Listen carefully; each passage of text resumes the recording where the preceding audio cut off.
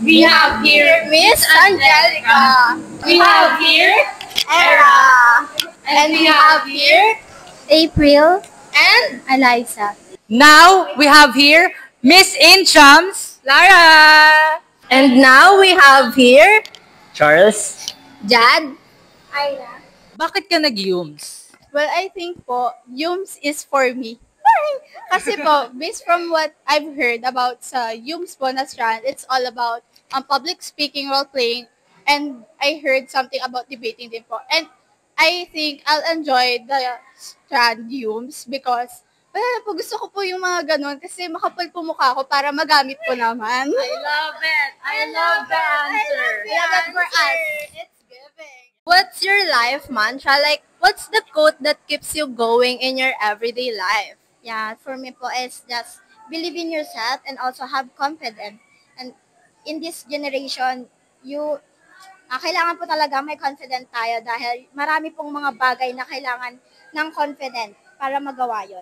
Anong course ang kukunin ninyo after senior high? And do you think aligned to sa YUMS strand? Eduk po. Hindi po ako sure kung align, pero sabi po nila.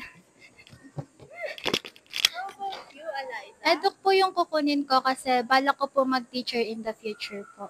So, what course are you going to take ba after senior high? Probably tourism. Do you think aligned to sa YUMS strand? Siguro, kasi sa YUMS, it's more on public speaking and need ko siya sa tourism for confidence and para maano ko yung linguistics. Do you believe in the saying na, basta humanista, lahat kinakaya? Yes po kasi meaning humanista po is dito, lahat kinakaya is kung sakaling may rewarding gano'n. May confident po sila.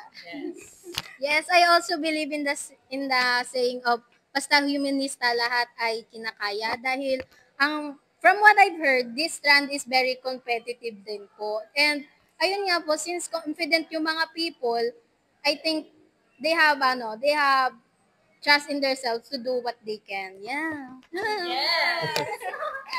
For me naman po, from the sentence pa lang po, self-explanatory na po siya. So, yes na yan. Kasi ako'y humanista.